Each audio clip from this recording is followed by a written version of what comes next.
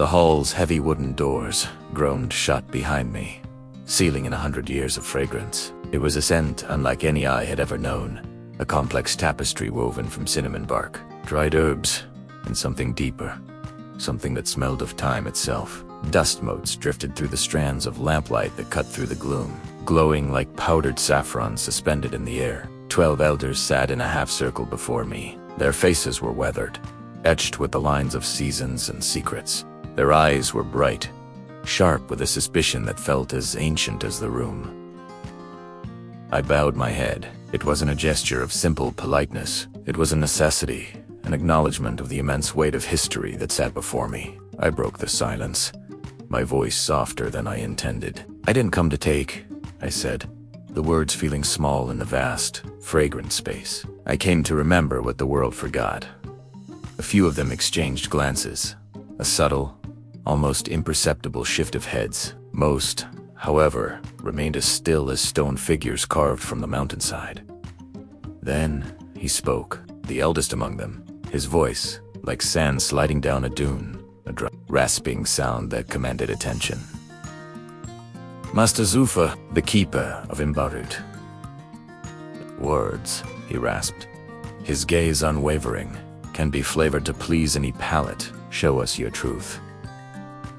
My throat felt tight. I swallowed and reached into my worn leather satchel. My hand moved past the few common spices I carried for trade and found what I was looking for. It wasn't a rare herb or a forgotten seed pod, but a simple wooden box, its surface smooth from years of handling. I opened it carefully, the lid creaking softly. This was the mortar she had used every day. "She taught me that flavor is memory," I said, my voice gaining a bit of strength. "And memory is a responsibility." I looked up, meeting their gazes one by one. I wanted them to see the sincerity in my eyes, to understand that this was more than a quest for profit. A soft hiss escaped from the left side of the half-circle. It was Eldamira. Her silver braids, as intricate as woven baskets, were tied with ribbons that had long since faded from their original vibrant color. With deliberate, graceful movements, she untied the first of the many small satchels that hung from her belt. The scent slipped out like a ghost freed from its binding. It wasn't a single note, but a chord of aromas that played on the air. It smelled of warm rain on dry earth, that first petrichor after a long drought. It smelled of firewood, the comforting scent of a hearth on a cold night. And underneath it all, there was something sweet, something elusive, like honey that once knew sunlight and wildflowers. The aroma hit me so suddenly my breath stuttered in my chest, and then a memory flooded in. But it wasn't my memory. I saw a younger Mira, her feet bare on a rugged cliff path, the sea wind whipping through her dark hair. She was laughing, a sound of pure, unadulterated joy, as she stole a handful of bright red leaves from a grove that was clearly forbidden. A storm was rolling in, the sky turning a deep, bruised purple over the churning ocean, really watching me, her eyes wide with a mixture of shock and understanding. "You felt it," she whispered, her voice barely audible but carrying across the silent room. I could only nod, my own heart still pounding from the borrowed experience. "Your spice," I managed to say.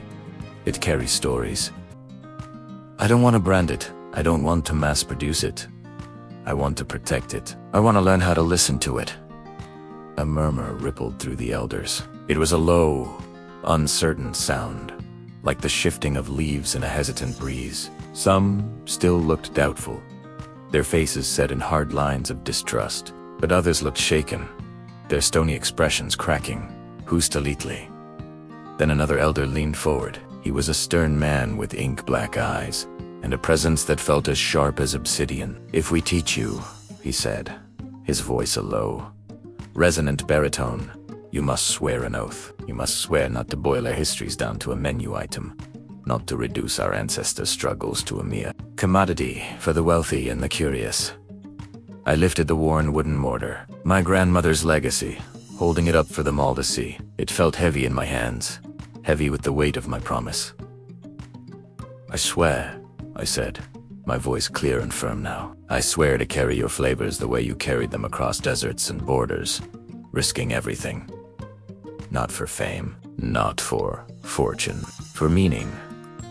Silence descended upon the hall once more. It was a different kind of silence this time. Not heavy with suspicion, but with consideration. It stretched on, each second feeling like an hour. I held my breath, waiting for their verdict. Finally, Master Zulfa, the keeper of Imberut, gave a single, grave nod. His ancient eyes met mine, and for the first time, I saw not just suspicion, but a flicker of something else. Hope, perhaps. Let the satchels open, he commanded, and one by one, the elders began to untie their pouches. A symphony of scents filled the room, each one a different note in an ancient song. The air became thick with stories of sun-scorched earth, of midnight blossoms, of mountain snow and ocean salt. The spices forgotten, Waden, hopeful, breathed out their ancient stories into the air, and I knew, with every fiber of my being, that I was finally home. My journey had just begun. Thank you so much for watching and sharing this story with me. If you've enjoyed this journey into a world of flavor and memory, please consider liking this video and subscribing to the channel for more tales from the forgotten corners of the world. It truly helps more than you know. See you in the next one.